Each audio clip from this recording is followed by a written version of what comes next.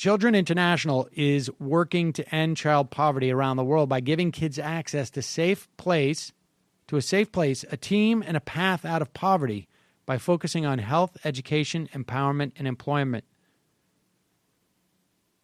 About a week or two ago, I asked our audience a couple of times if they had any experience with Children International, because I'm just not familiar with the charity, and I can look it up, and it has good scores.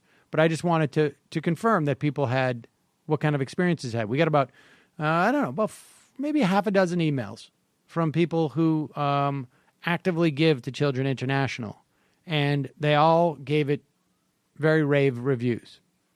So I haven't had experience directly with this charity, but to the extent that I know anything about it and people in our audience have, they've given it rave reviews.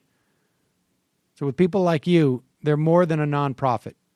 They're a powerful force for change. You can learn more at children.org. Check it out. You are listening to a free version of the Majority Report with Sam Steeder. To support this show and get another 15 minutes of daily program, go to majority.fm, please. The Majority Report with Sam Steeder. It is Thursday, October 27th, 2016. My name is Sam Steeder. This is the 4-time award-winning Majority Report. We are broadcasting live steps from the industrially ravaged Gowanus Canal in the heartland of America, downtown Brooklyn, USA. On the program today, Jane McAlevey, author of There Are No Shortcuts, Organizing for Power in a New Gilded Age. Also on the program today, Donald Trump lays down the law to the so-called military experts. Ted Cruz says maybe we just don't need 9 Supreme Court justices.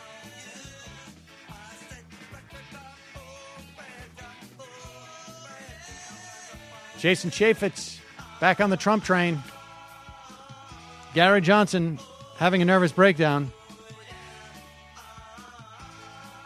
And Clinton's still vexed by emails. All that and more on today's program, ladies and gentlemen.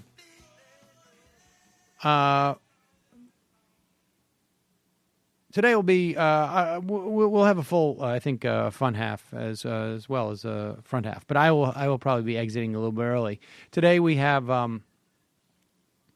an impromptu bring your 3.5-year-old son into work day.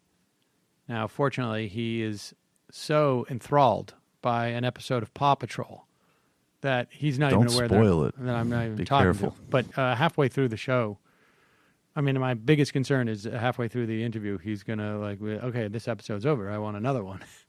And Matt's not going to know how to work the thing, and then this is all going to fall apart.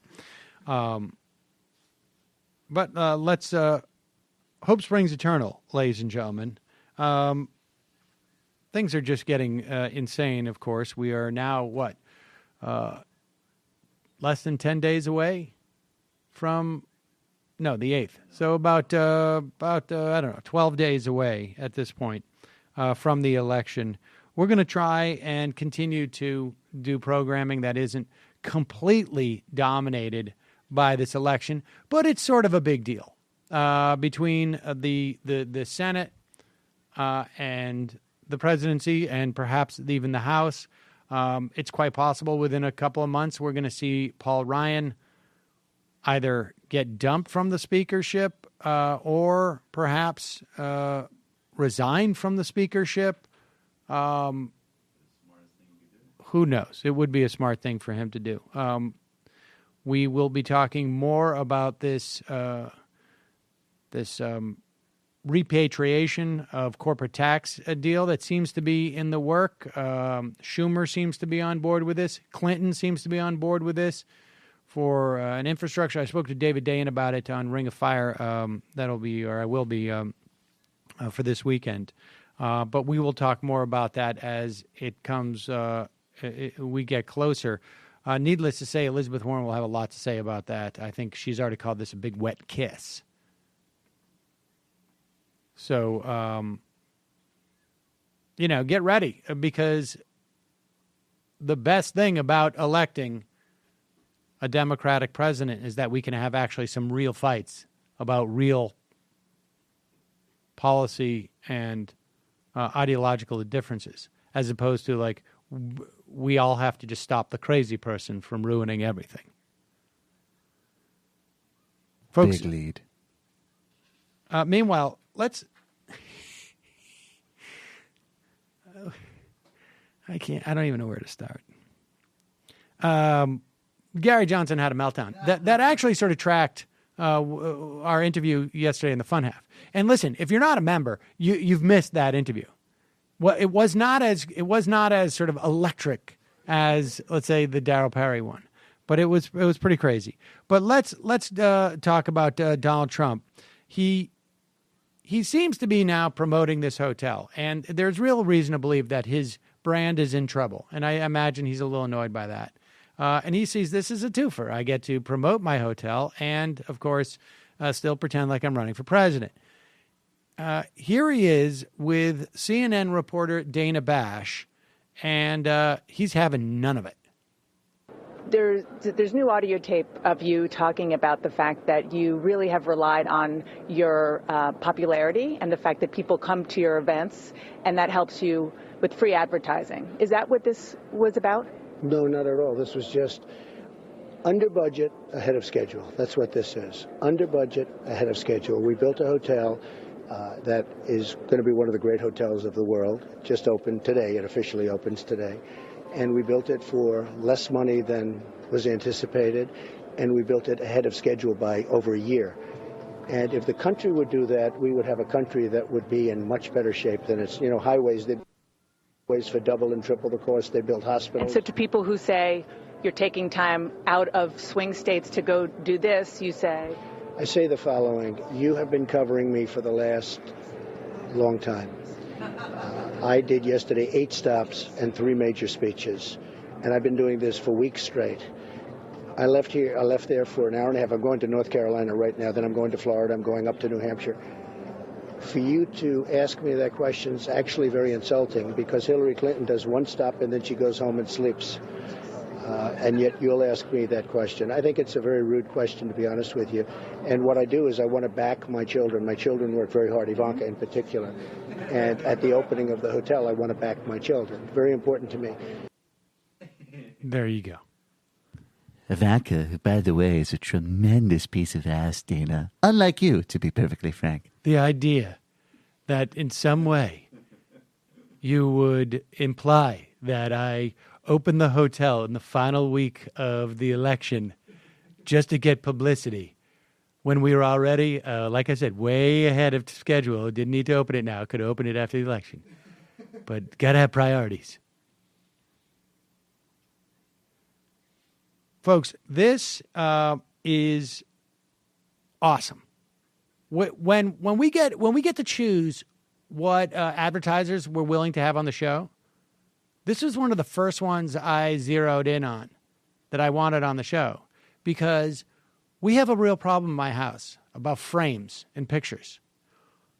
I kid you not, there is a bag, one of those IKEA bags, full of like 30 frames that Nikki has collected that are not the right size, that she no longer likes, that it doesn't work because there's no mats to them, and it's just sitting there supposedly to be returned, but they've been there for like 8 months. They're like this massive doorstop we have in our bedroom. Not good. Along comes FrameBridge. This is what you do. You go to framebridge.com. You choose your frame, or you let the designers help you choose. So in other words, you can upload your art, Or you can mail your art. They'll send you a mailer. Then, if you can't figure out what you want for framing, their designers will give you 4 options and email you back pictures of your art framed. So you upload your photo, from your computer, or you can tie into somebody's Instagram account and upload from there. You preview your photo online in the frame that you choose. It's incredibly affordable. Prices start at $39, and all shipping is free. They have a lot of quality options in terms of what kind of frames. The clean classic frames, or the ones that are like Trump would have. They have an entire. They use premium real wood moldings, acid-free mat board, which is very important. I learned that because my sister is a photographer, and you have to have acid-free, or all of a sudden these things, they get ruined. Foam board and acrylic glazing that will never shatter and protects your piece from harmful UV rays. The expert team at FrameBridge will custom frame your item in days, not weeks or months. They'll deliver your finished piece directly to your door, ready to hang. They offer a happiness guarantee. Their team gives each item personal care and attention because meeting your expectations is as important as their own. So get started today. Go to framebridge.com. Use the promo code MAJORITY. You'll save an additional 15% off your first order.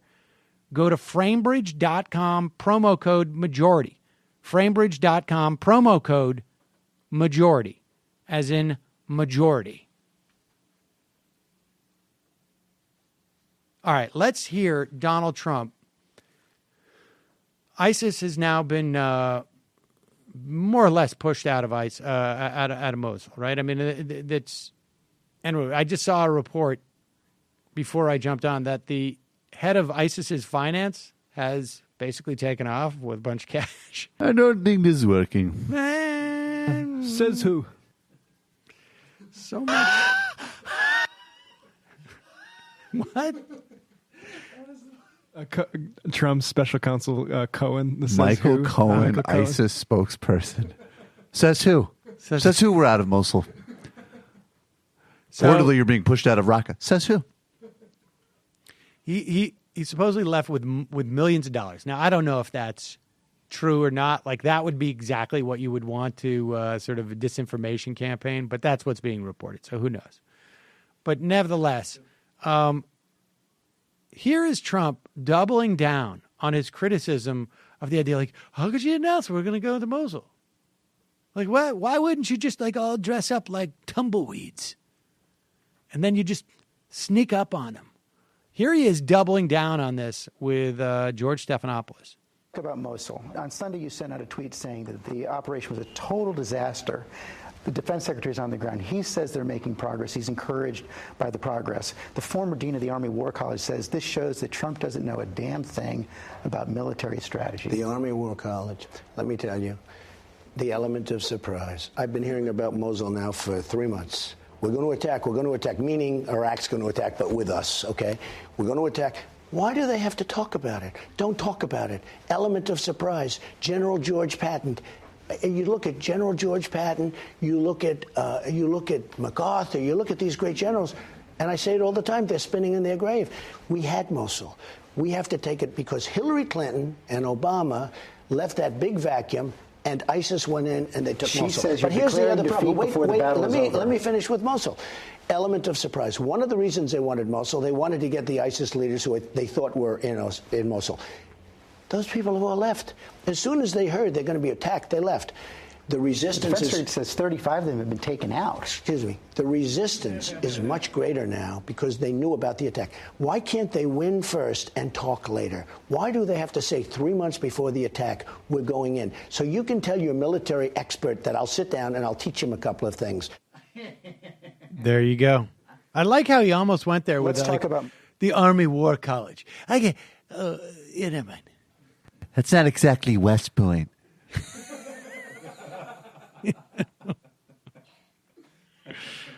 Unbelievable. God. All right, we got to reset Paw Patrol. What's going on? Got to get another one on there? Sorry, buddy. You have another one set up. Periscope data is the ultimate tool for fast and flexible data visualization. Why run slow queries on an old spreadsheet data when Periscope data allows you to run, visualize, and share analysis over billions of data rows in seconds? Answer the big questions instead of running routine SQL tasks again and again. Periscope data is fast, powerful, and effortless to connect. Like I say, blazing fast query execution. You got a fast workflow, fast sharing, because you can internally collaborate, you can external share, you can embed in your app. It's super easy, and it's an ease of trial. So in other words, there's no setup cost or time, and it's easily reversible. It takes one click to disconnect if you decide you don't want to move forward. It's plug and play, like I say. No uploading, there's no copying, no hassle. You can analyze data 150 times faster. Periscope data is a powerful and intuitive tool that will bring your SQL analysis to the next level. Get a free trial today by going to www.periscopedata.com/majority. That's www.periscopedata.com/majority. All right, Matt, why don't you bring that over to me? You can't figure it out. Solly, we'll be okay. How's it going over there? You having fun at Dad's office? It really seems like it. Oh, wow. Yeah. Look at He looks that. like he's having a great time. Yeah, this is... You're doing a big league good parenting job. How about watching that same Paw Patrol again? You want to do that? You want to see Pups and the Ghost Pirate? Yeah. Yeah, he wants to see Ghost Pirate. I don't know why that's taking so long to load, dude. Oh, Sam. You may have to watch the other one again. Is that okay? No? Yeah, that's a problem, isn't it? For everybody. Is there something else you wanted to watch that I don't have for you? It's too bad because this whole thing, this iPad is from like the 1950s, it feels like. All right. Okay, let's take a quick break, and we'll be back in a moment with Jane McAlevey. We'll be talking about her book, which I don't have in front of me. There are no shortcuts. Thank you. All right, we'll be right back after this.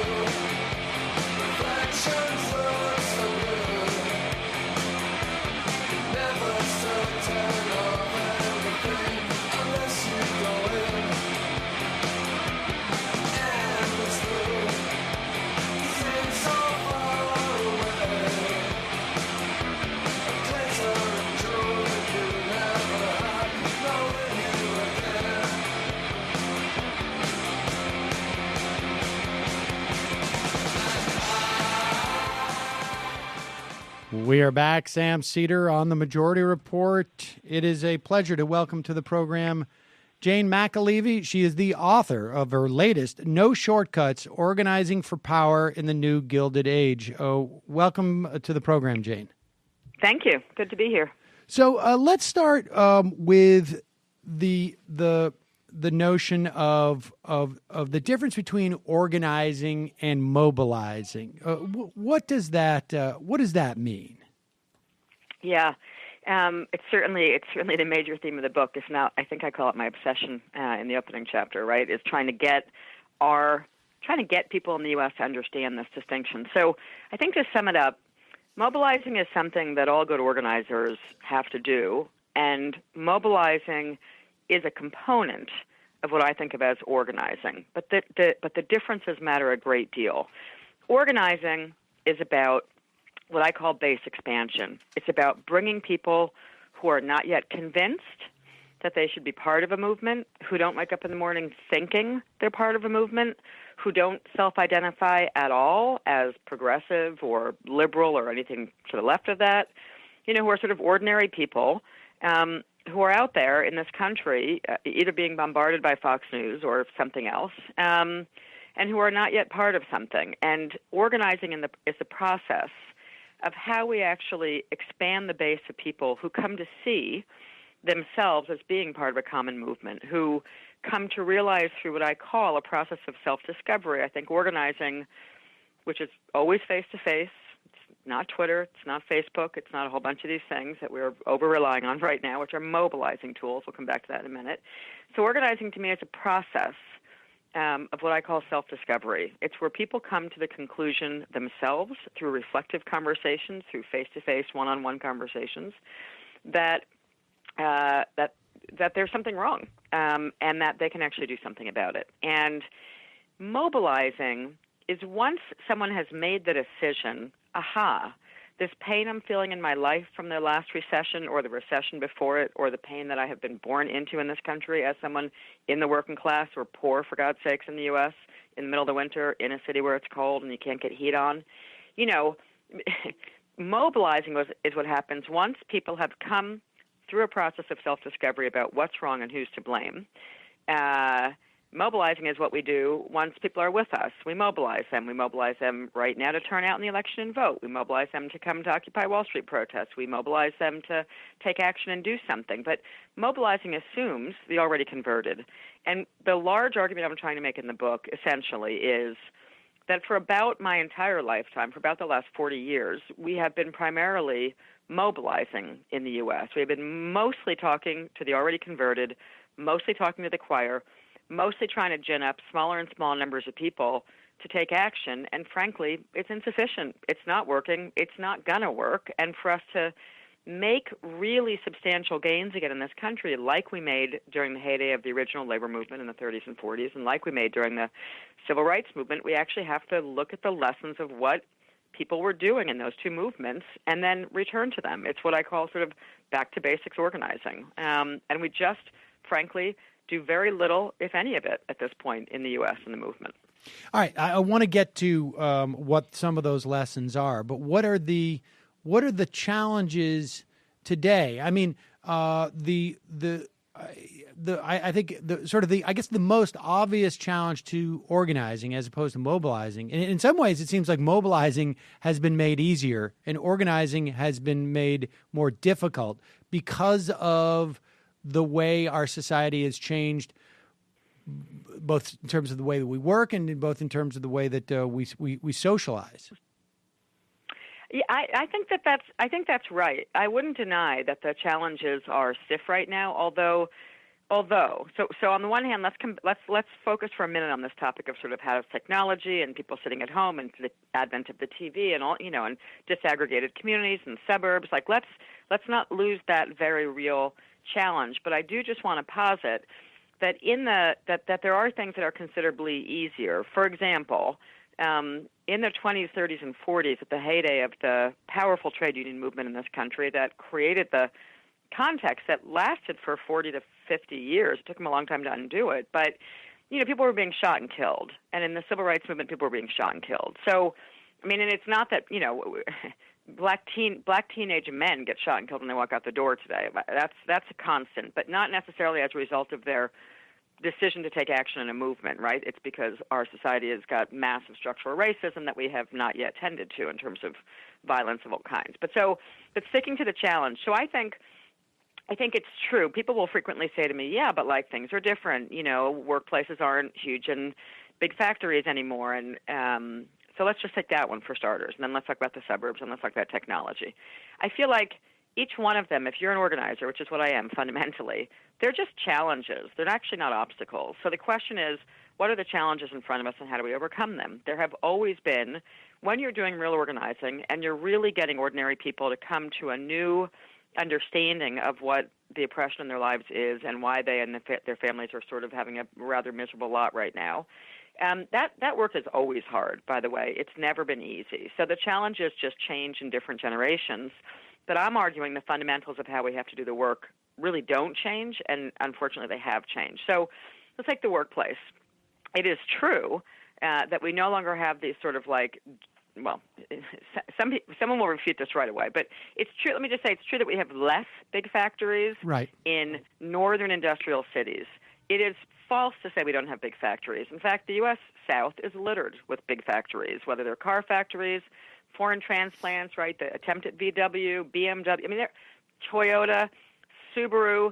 We could go through the states and list where giant plants are. What those plants have done is relocated from what were once sort of union stronghold states and gone to the global south within the global north, which would be the U.S. South, right? And one of the examples I talk about in the book, you know, is a giant factory with 5,000 workers in it in an incredibly repressive environment where the workers win, and that's a recent fight. So it isn't impossible to win. The question is, what's our approach? What's our strategy? What's our method? And so first off, we actually do have a lot of large workplaces, and we have very strategic ones, from warehousing that the Walmarts of the world rely on to whoever it is. There's a lot of just-in-time production. I mean, I could make an equivalent argument about the strategic sectors that we're just ignoring, including the entire U.S. South, that even the Walmart campaign had been focused on sort of these associates, you know, who are people who get hired short-term, whatever, right, where the focus of that, the organizing of Walmart needs to be in the warehouses and in the production and shipping departments, not in the retail. Okay. Yeah, so it's just, you know, it's like, again, it's just, to me, I mean, part of what I'm trying to raise in the entire book are questions of power and strategy, right? At the end of the day, I'm trying to raise fundamental questions about power and strategy. And if you want to talk about power and strategy, then I'm arguing you have to talk about something that people don't understand very well, which is this distinction between mobilizing and organizing. So back to the challenges. Okay, so then there's suburbs, right? So one of my first organizing jobs, not when I was still a community organizer, but when I switched over and began to work full-time as a labor organizer, you know, one of the very first campaigns that I ran was an explicit challenge by several trade unions who said, suburbs are turning red. We're not having any luck organizing in the suburbs.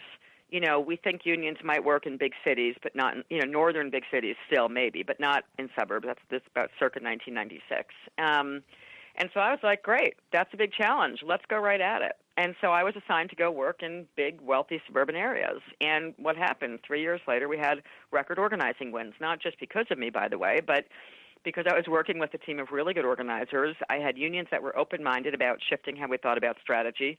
We began to think very differently about how we had to bring different forms of power to bear in the fights themselves.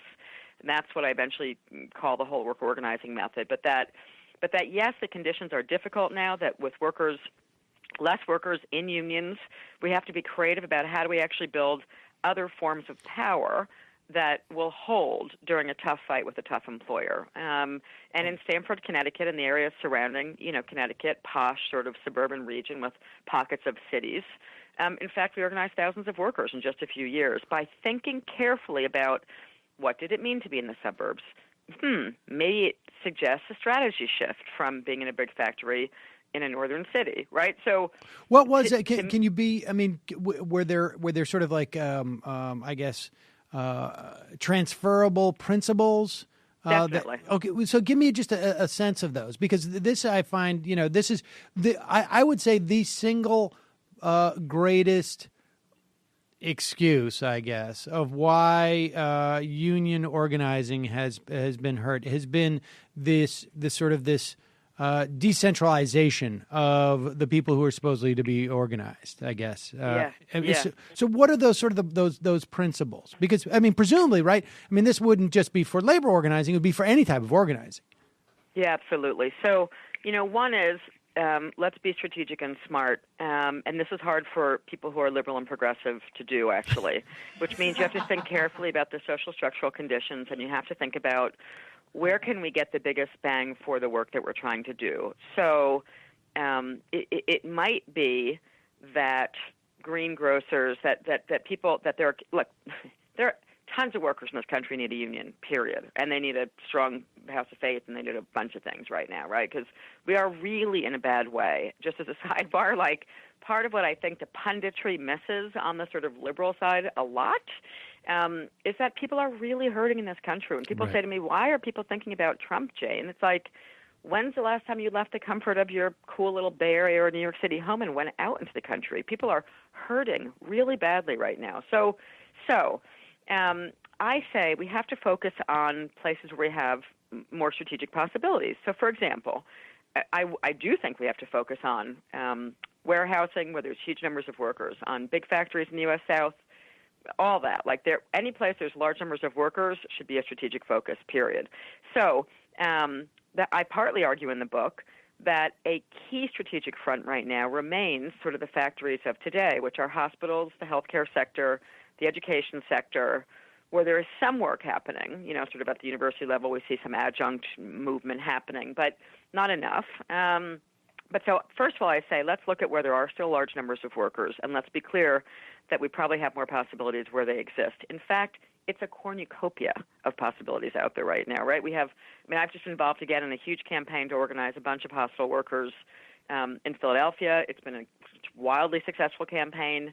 It's ongoing. It's still happening. And so, to me, the lessons have never ended. Every place that people are doing the work the way that we should do it, real organizing work, we're still winning. So the principles are this. One, for starters, and this is a challenge to some people in our movement, the first principle of the work is you have to genuinely, and this is going to sound stupid, but I'm so serious about this, you have to genuinely, seriously believe that ordinary people have the capacity to do extraordinary things in campaigns and in their lives. And if you wake up in the morning and you have a slightly elitist attitude and you think, I just need to get the right story and I need to create narrative change by finding the perfect worker with the perfect story about something and her kid and her something, and she worked so hard and now she's here, and but I'm going to actually go, me, the senior staff person, I'm going to go and be the wizard who fixes all the problems in her life.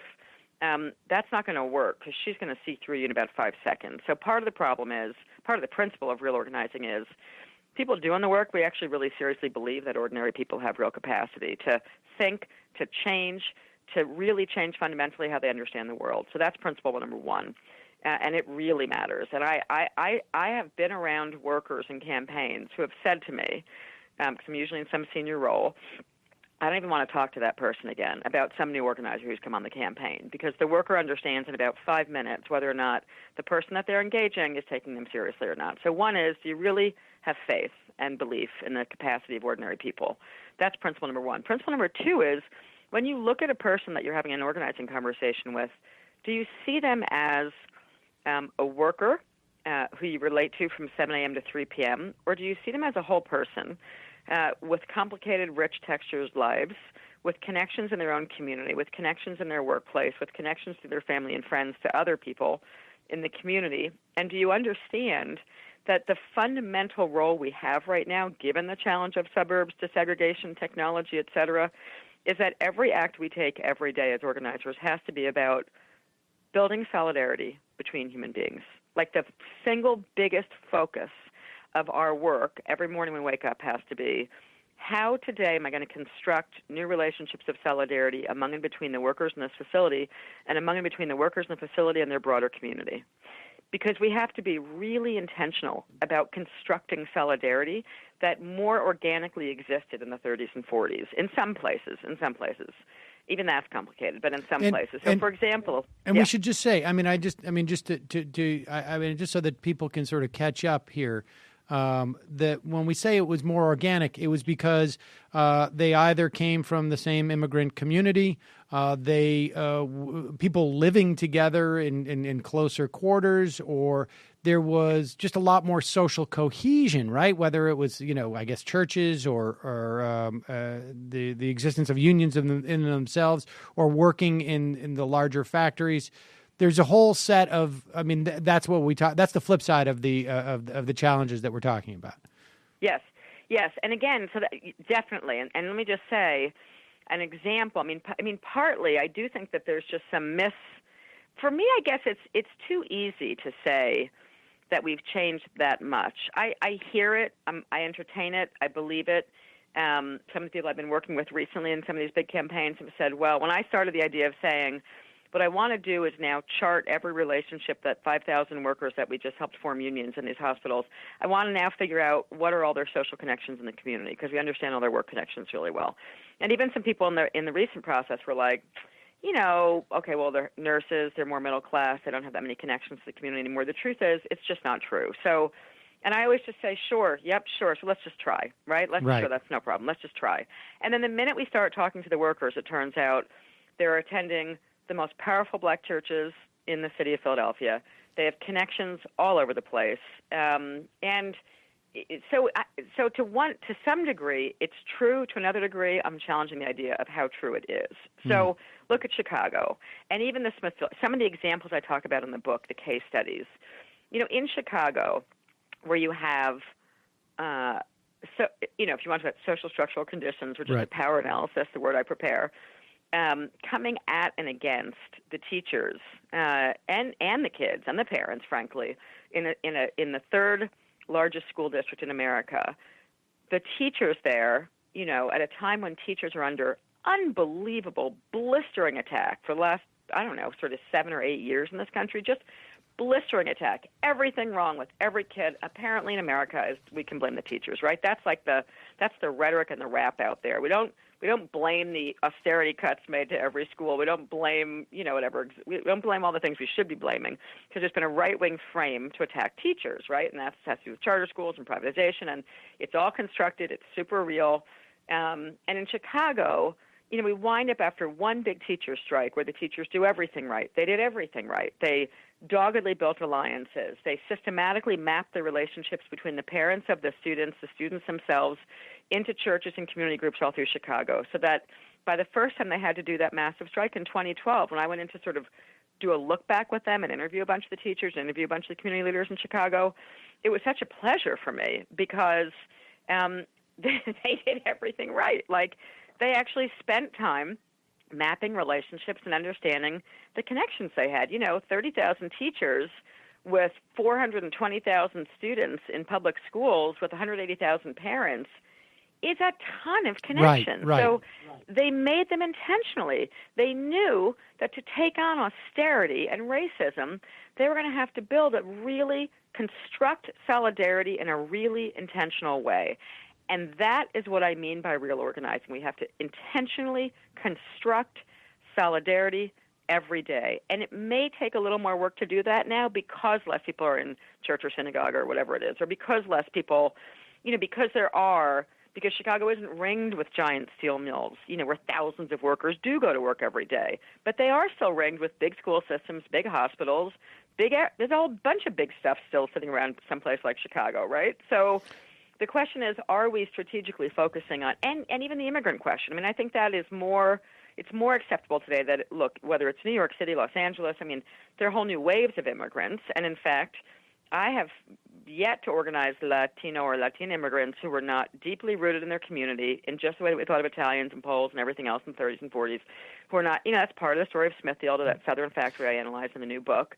In fact, because of the strength of the Guatemalan Mexican community, really Mexican community immigrant workers who were undocumented in that factory, them doing massive walkouts and doing wildcat strikes in that factory was the first thing that triggered the Catholic priests in the South to say something's wrong in this factory, which then triggered the blacks to take action and the black ministers to, So it's sitting out there, and we've just let it wither. Like, organizing is an active, ongoing life process, and we have just let the whole concept of constructing intentional solidarity wither for the last 40 to 45 years, and we're paying for it. We are paying for it with a lack of human solidarity right now. Let's talk a little bit about, I guess, POSNAP or Pennsylvania, the nurses and affiliated. I don't have it in front of me, but because I've interviewed a bunch of people about the Chicago strike and this idea of social unionism, I guess, or social movement unionism, which it sounds like to me is really just what you would call organizing, proper organizing on some levels, just sort of mapping these relationships. And it is, obviously for teachers, it may be a little bit easier to do that because they have a captive audience in some way, insofar as that parents theoretically are coming to the teachers because they're interested in what's going on with their students. And I guess in the context of nursing homes and whatnot, there's a similar dynamic on some level. But just talk about the sort of that this is a union that broke off from other unions and is independent, but has had a lot of success. Yeah, a lot of success. I mean, they have a lot of success for the same reason, which is that they do real organizing work. So, in fact, part of why I had been doing some work with PASMAP is because the executive director of the union and I have, we come from the same exact training origins and the same roots, which is what I would call the old. Now, especially if you're sitting in New York, this gets confusing, right? There's a lot of acronyms, a lot of institutions, but the original or the old model of what was called 1199, when it was still a national union, many of us who are still running supermajority strikes, building really cohesive solidarity between workers and the broader community, because workers are people, part of the broader community. Tell people what supermajority strikes are, please. Yeah, it's so infuriating to me that I have to even use the qualifier supermajority before the word strike.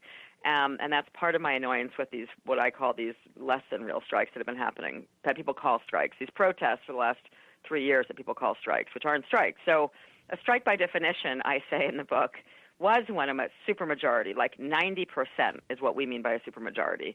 When 90% of the workers or more walk off the job, you've actually created a crisis for your employer. You've created a crisis for capital.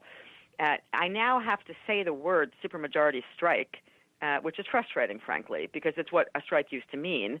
But there has been this, because of the lazy fixation on the concept of narrative change, which I really am against, because narrative change isn't power. Last I looked, we got a lot of good press out of Occupy Wall Street, and we haven't done a damn thing to affect what Wall Street does. So, narrative change is one thing, and power is actually something else. And we're getting good at narrative change, but we're not getting really good at power. So that's part of the problem. So, and you're also talking about the fight for 15, where we had and calling, and when one McDonald's worker or two walks out in front, and a bunch of left-wing activists who everyone knows because they show up at every protest, or progressive people, which is a good thing to do. This is not a bad thing. It's just don't call it a strike. When two people walk out, and then there's a bunch of good liberals who are called to show up from some Twitter feed or Facebook posting, please stand with these workers tomorrow, and there's picket signs out there, but only two workers walk out, and the store keeps functioning, and then we call that a strike. That's not a strike. It's actually not a strike, and it's a dumbing down of one of the most important weapons of the working class ever in this country. So to dumb down the concept of a strike is like what mobilizing is to organizing. It is dumbing down the actual work we have to do if we're ever going to get serious about really reversing income inequality, because it's about reversing the power inequality in American society right now. And those of us who still run what I now have to call a supermajority strike, that's where workers are still winning. Workers are still winning when they can actually create a crisis for their employer, right? When you're being trained as a young organizer, the lingo we use is like, can you create a crisis for the employer? Look, if you can create a crisis for the employer, you can actually extract wins. Workers can win good contracts, go home, and actually have enough money to pay for health care, pay for the child care bill, attend services of faith of some kind on the weekends, and have a life, and maybe have a little time for a little league game, or, put their kid in some basic sports program, right? Which is not what's happening for most of the workers in this country anymore. So, but those of us still doing it, part of the correlation I argue in the book, look, I went from being an organizer for decades to then pausing, right, to do this weird little thing, which for me was weird, to do a PhD. But in that 5 years, part of the question I was trying to answer was, is my whole life experience some weird aberration, or is there actually evidence to back this up? And I'm really delighted to say there's evidence that good organizing still works. So it's hard. It requires that you are willing, as a trade union leader, or frankly the leader of any organization, to be small d democratic, to actually let people participate, to let them make decisions. And that is often the hardest thing for leaders, whether they're of philanthropy in this country, who's twisted a whole lot of good organizing work out there, but like philanthropists, union leadership, the people controlling the purse strings that control our movement, very few of them actually believe that ordinary people are smart enough and capable enough to make great change again. And until we reckon with that elite attitude, I mean, that's a weird thing that, like, the Trump people can pick up on, too. Like, it's really weird. But, until people get over the idea that only super smart, well-educated elites can, like, solve, the problems of the world, we're never going to rebuild a powerful movement. Because my understanding of the universe and my experience in this universe, and now the evidence that I went and looked at for 5 years doing a PhD, comes back to the same life lesson for me, which is I believe that with a little bit of coaching, a little bit of history lessons, and I just had this experience again working in Philadelphia, that thousands of workers can club up and make really smart decisions when we teach them how, when we believe in them, when we empower them. When we don't try to do the work for them, we actually teach them how to do the work. People actually are required, mass numbers of people are required to build real power and reverse the kind of grotesque things happening in this country. And the part of why I titled the book No Shortcuts, which might be stupid, but it's because I say it all the time. Like, all we've been doing since I've been not all, but, a lot of what's been dominating strategies for change have been advocacy models, and I dissect what's an advocacy model, what's a mobilizing model, and what's an organizing model. That's what I'm doing in this book, because I'm so frustrated by people thinking they're doing one thing and they're really doing something else, and saying they're doing something like striking when it's just a protest. So let's not confuse a strike, which has power and deep meaning behind it, and a protest. I'm all down with protests. Protests are great. We can have them till the cows come home. I'm interested in power, and a real strike is about real power. And a protest is something else. It's about narrative change in Twitter and Facebook and, whatever, which is just different than actually building real power. What accounts for the change? The failure of leadership to maintain that tradition of organizing. I mean, what changed? I mean, why are we in this situation now where is it simply that people get romanced by the idea of, this is trending on Twitter and it must be successful? I mean, because also, to a certain extent, it seems to me the fight for 15 has had measurable success. Is that, am I wrong in that assessment? No. And so, and I just rolled two questions into one, but there they are. No. But let's take the second one first. If I forget the first one, remind me in a second. Okay. But so let me just be clear. The answer is no. Of course, the Fight for 15 has made a contribution and done some good work. And I, as hearing in my critique of the abuse of the word strike as I can be, yes, of course they've done some good work. But here's the problem. I lay out in chapters, sort of chapter 1 and 2, sort of the more complicated pieces of the new book for me to write, which are sort of like the theoretical chapters, before I get into what I like to do best, which is just analyze a good fight and tell why they won and why they lost. But in the theoretical argument I'm trying to make, it's this. And the Fight for 15 fits into this. So I'm gonna loop this back to the second question you asked of those two, which is this. Advocacy and mobilizing can win what I call the easier fights. They just can't win the hard fights. So winning a $15 an hour wage increase in a liberal city at a time of grotesque inequality isn't actually the same as changing what Wall Street does.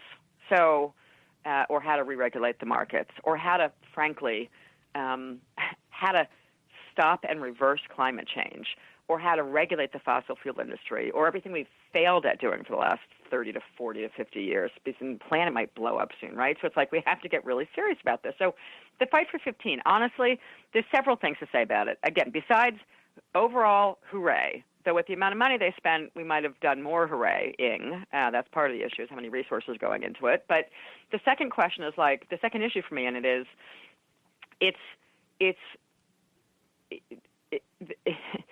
first of all, they're phase-ins. There's only one campaign in the country where 15 went to 15 right away, and 15 went to 15 with benefits, and that was the SeaTac Airport campaign. One campaign. Every victory since then, we're talking about 15 in 2022 with no indexing. 15 in 2022 in Seattle is going to be the value of about $10 now.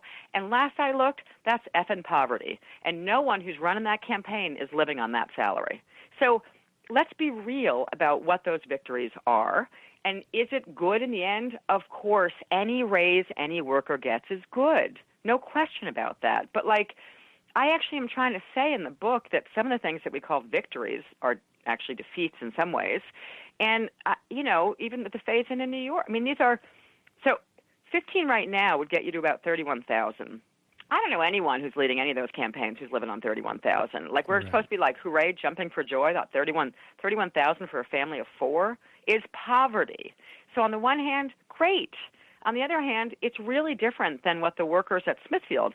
I open up the chapter on Smithfield Foods and the victory in the Southern factory with this dichotomy where I open up. And I should just tell people this is a meat processing pork plant in North Carolina. Yep, largest pork plant in the world.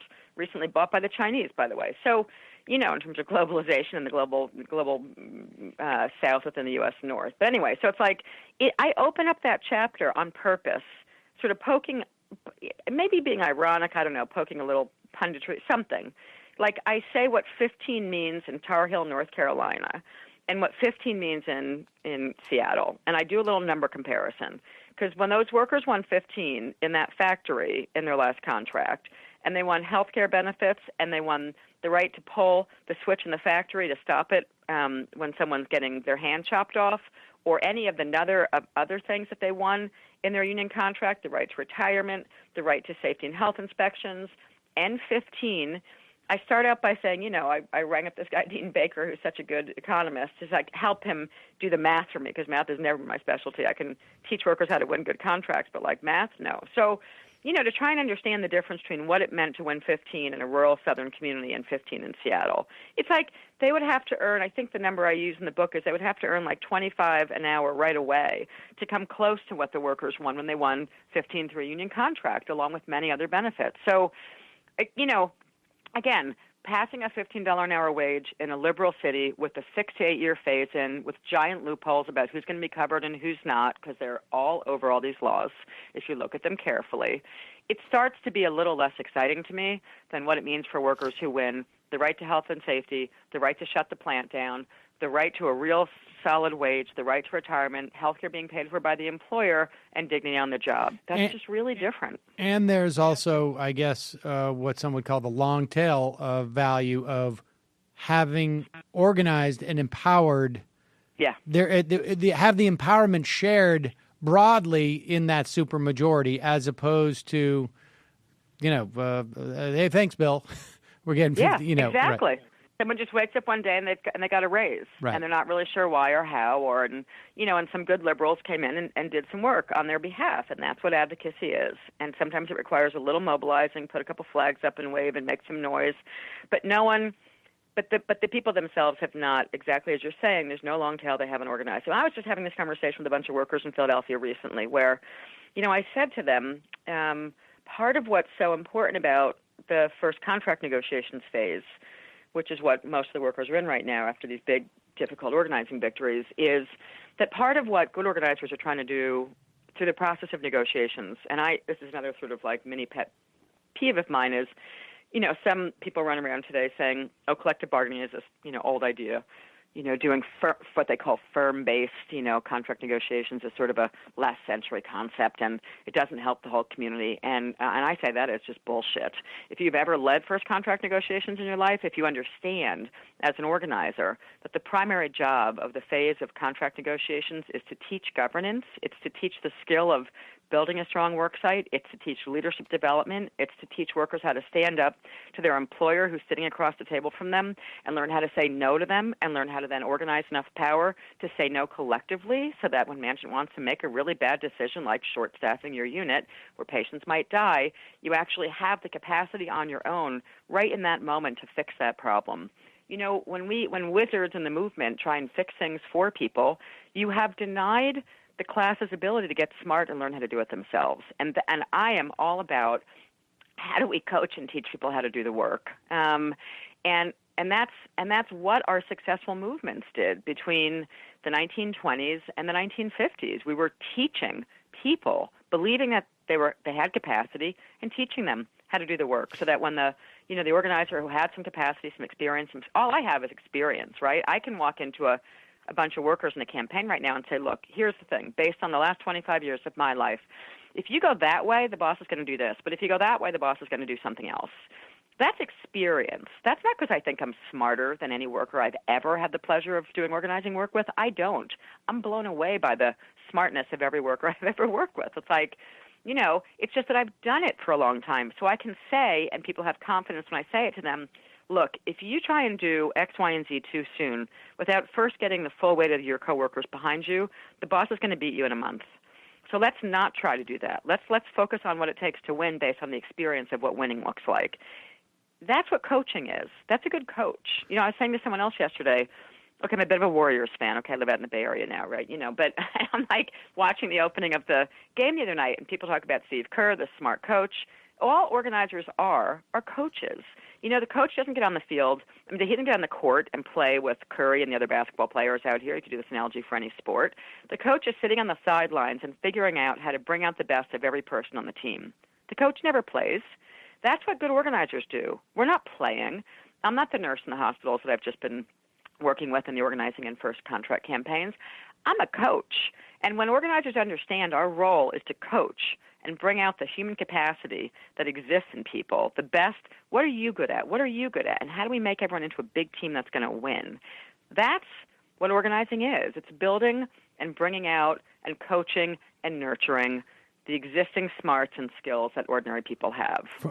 From your perspective, why has the movement gotten away from that? If it actually has gone away, as opposed to just like being binary. I get the sense there's been this sort of the drift away from it.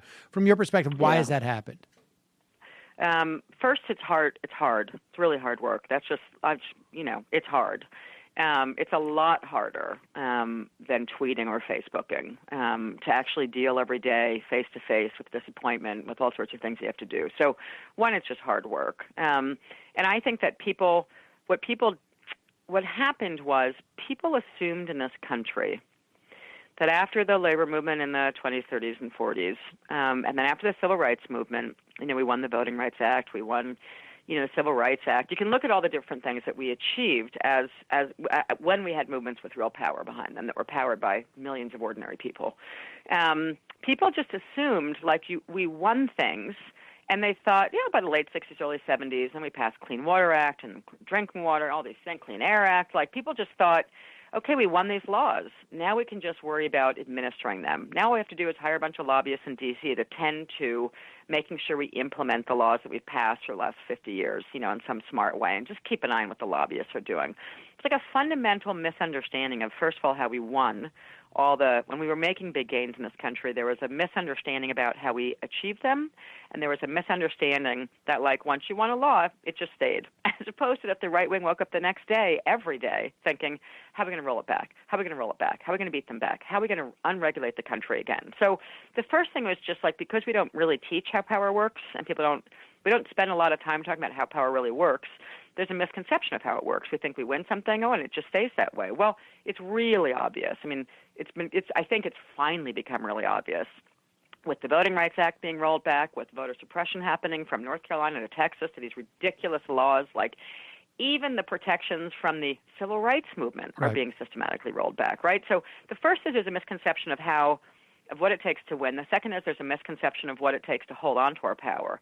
And so that led to, I think, basically a generation of, Thea Skocpol talks about this in her book Diminished Democracy, which I quote in the beginning of No Shortcuts, because I think that there's an interesting analogy to it. Like, she talks about, with lots of evidence, the sort of the explosion of, after the GI Bill in World War II, after a whole new generation of working class people went to college, people sort of went to college in the 60s and the 70s, came out, and just thought they were really smart, and they channeled all their energy into creating all these new advocacy groups and single-issue groups and an AIR group and an environmental group and a women's group and a black group and a Latina group and a something group and we grew up this huge silos of individual advocacy and issue things all over this country, not understanding that it was robust class power that was also expressed in the civil rights movement, by the way. There's like a misunderstanding of how we won the civil rights movement, right? So like robust class power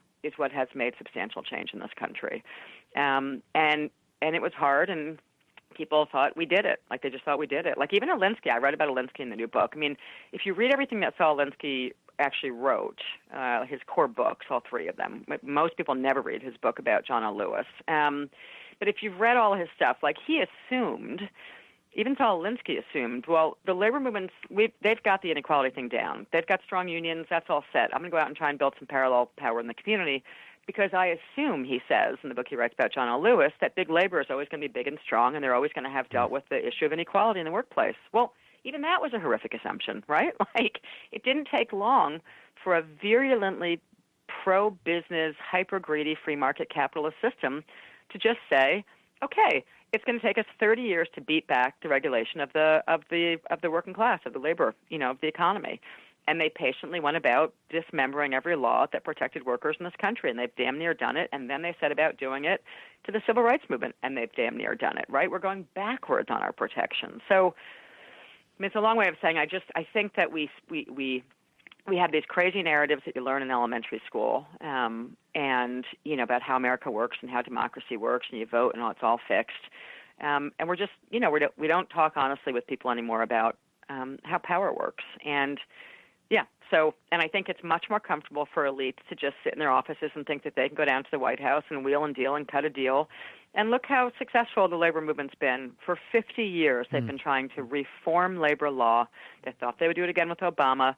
When I was still working at SEIU in 2007 and 2008, the rap internally in the union was, all we got to do is win, the White House plus 60, the White House plus 60, and then we're going to win labor law reform with the Employee Free Choice Act. Right, and we won the White House with plus 60. We did understand the power analysis still, and we got creamed trying to do labor law reform. We couldn't do it under Carter. We couldn't do it under Obama. We couldn't do it because we don't have enough grassroots power right now to make it actually happen. That's as good a place as any. Jane McAlevey, it's fascinating stuff. The book is Organizing for Power in the New Gilded Age. There are no shortcuts. We will put a link to that at majority.fm. Thanks so much for your time today. I really appreciate it. Thank you. Take care. Bye-bye. Good stuff. I really can't recommend people checking out that book is more. And I haven't, it really doesn't, I mean, there hasn't been a lot written about the book, but I think it's there's some really important ideas in there that people should check out. There's an odd parallel that there's this profile in New Yorker of this alt-right meme spreader, and they make the point in the article that, sort of slacktivism isn't effective for the types of things that she's talking about, obviously, but it's a good terrain for the type of politics that facilitate Trump, which is a whole other sort of layer of distinguishing the organizing versus mobilizing. It's really interesting. Interesting stuff. And there was also, I just saw, and I didn't read it actually, but I did see a piece somewhere about cautioning people that, there's been too much reliance on the personnel nominated to the National Labor Relations Board. We haven't had fundamental change in union and labor laws in this country. All right, well, we're going to take a break. Saul Cedar, can I just say that you have been very well behaved during that? Really appreciate it. Buddy, I'm talking to you. Oh, Paw Patrol's almost over? Okay, all right. He's like, look, we... After the... Here, do you want to come here and just tell us what's going on? After they get the boat and go back to shore? All right, well, then you go back to watching it. Yeah. Yeah. It's almost over. Buzz off, old man. Yeah. Don't need you around here. I'm trying to focus. Go back to your thing that you're doing. Go eat some yogurt. Go talk to some boring lady. Whatever it is you do. Exactly. Have a banana. All right, folks, we're going to take a quick break. Remember, it is your support that makes the show possible. By becoming a member of the Majority Report, everybody in here, even Saul doesn't realize it, they smile. I mean, he's smiling now, but it's because of Paw Patrol. It's because it's Chase on the case. All right. Join themajorityreport.com. Become a member. Support the program. We will be here after the election. And, as we sort of get into our dual distribution agreement with Trump TV, your support will help us make America great again. JustCoffee.coop for a trade coffee, tea, or chocolate. Use the coupon code Majority, get 10% off. What else? Oh, if you buy your crap from Amazon or Jet.com for that matter, the least you can do is give us a kickback at MajorityReportKickback.com. Number 646-257-3920, 646-257-3920. The IM will be up. I think Michael will be taking over, and I'll be back on Friday. We'll be right back in a moment. He says, no.